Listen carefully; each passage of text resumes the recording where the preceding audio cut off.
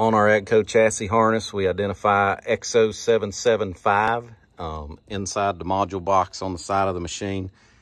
We plug that into our chassis harness, and that connection will be labeled XO775.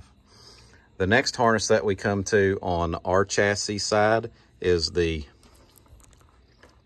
XO778 plug, and that is going to plug into your side of the machine on the XO778 connection.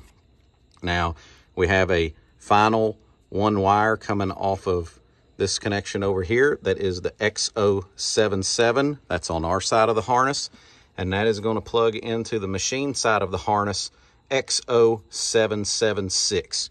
Now, once you make those connections, you should be complete.